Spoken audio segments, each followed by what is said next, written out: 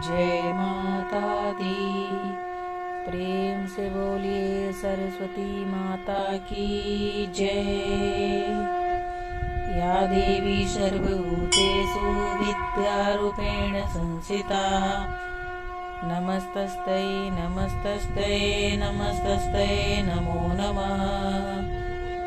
मां शारदे कहाँ तू बीड़ा बजा रही हो।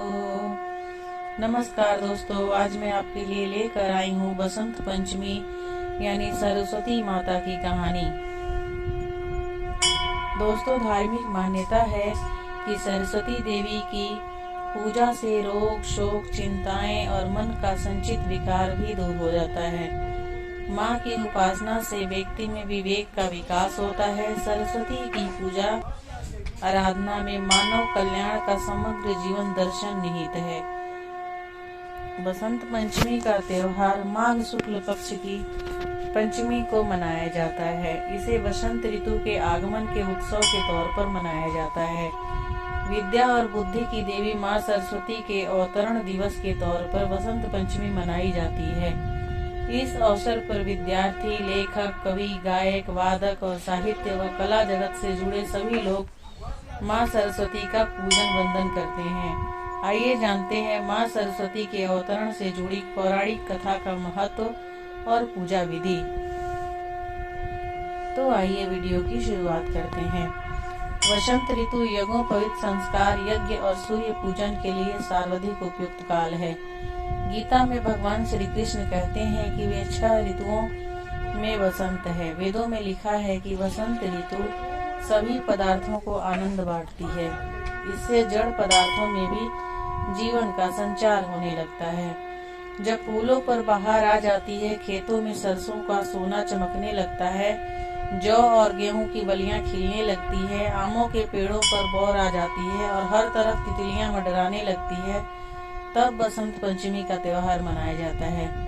इसे कुछ लोग ऋषि पंचमी भी कहते हैं। एक पौराणिक कथा के अनुसार जगत रचयिता ब्रह्मा जी एक बार भ्रमण पर निकले तो उन्हें सारा ब्रह्मांड मूक नजर आया। चारों ओर अजीब सी खामोशी थी। यह देखकर उन्हें सृष्टि की रचना में कुछ कमी भी महसूस हुई। भ्रमण करते हुए ब्रह्मा जी एक जगह ठहरे और अपने कमंडल से थोड़ा सा जल लेकर छिड़का तो एक महान ज्योति पुंज में से एक देवी प्रकट हुई। वीणा लिए ये देवी थी माँ सरस्वती। चेहरे पर अद्भुत तेज लिए माँ सरस्वती ने ब्रह्मा जी को प्रणाम किया। इस प्रकार वह ब्रह्मा जी की पुत्री कहलाई। उनके प्रकट के उत्सव के तौर पर बसंत पंचमी का उत्सव मनाया जाता है। माँ सरस्वती के प्रकट होने पर ब्रह्मा जी ने उनसे कहा कि इस सृष्टि में सभी जीव मूक हैं।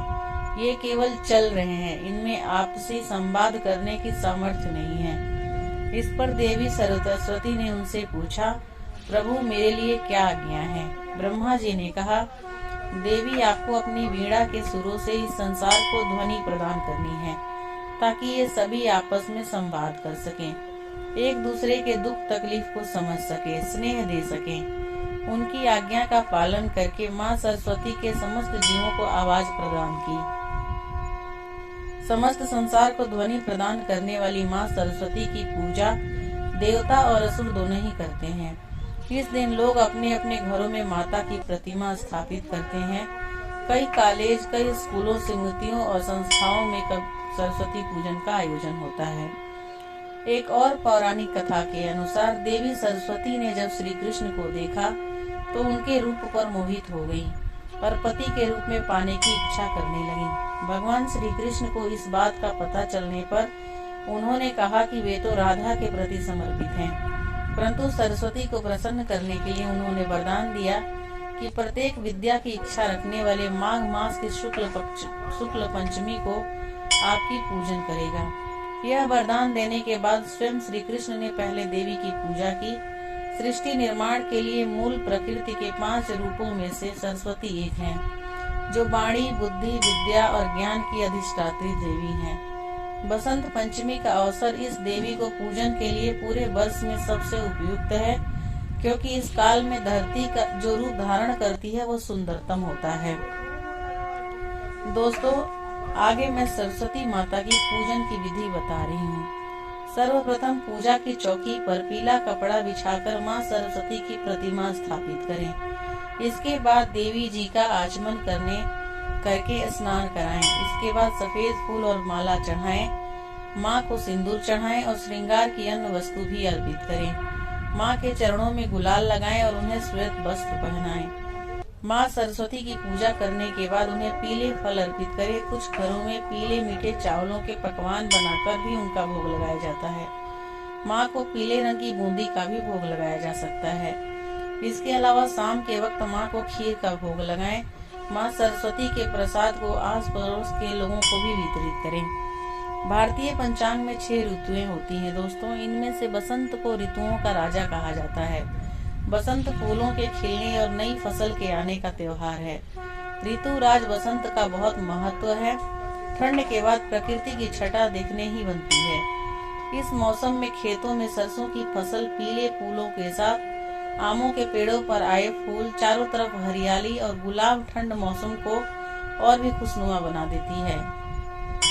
यदि सेहत की दृष्टि से देखा जाए तो यह मौसम बहुत अच्छा होता है। इंसान के साथ साथ पशु पक्षियों में भी नई चेतना का संचार होता है। इस ऋतु को काम बाढ़ के लिए भी अनुकूल माना जाता है। यदि हिंदू मान्यताओं के मुताबिक देखा जाए तो इस दिन देवी सरस्वती का जन्म हुआ था। यही कारण है कि यह त्योहार हिंदुओं के लिए बहुत खास है। इस त्योहार पर पवित्र नदियों में लोग स्नान आदि करते हैं और इसके साथ ही बसंत मेले आदि का भी आयोजन किया जाता है। तो दोस्तों, ये माघ महीने की सरस्वती पूजा की कथा और पूजा विधि आपको कैसी लगी मुझे कमेंट करके जरूर बताइएगा। अगर आपको मेरी वीडियो अच्छी लगी या मेरी दी हुई जानकारी आपको अच्छी लगी और अगर आप मेरे चैनल पे नए हैं और अभी तक सब्सक्राइब नहीं किया है तो सब्सक्राइब कर लीजिए, ताकि जब भी मैं कोई वीडियो डालूं आपके पास नोटिफिकेशन जाए, आप मेरी वीडियो को देख पाएं और सुन पाएं, ताकि जब भी मैं कोई वीडियो डालूं आपके पास नोटिफिकेशन जाए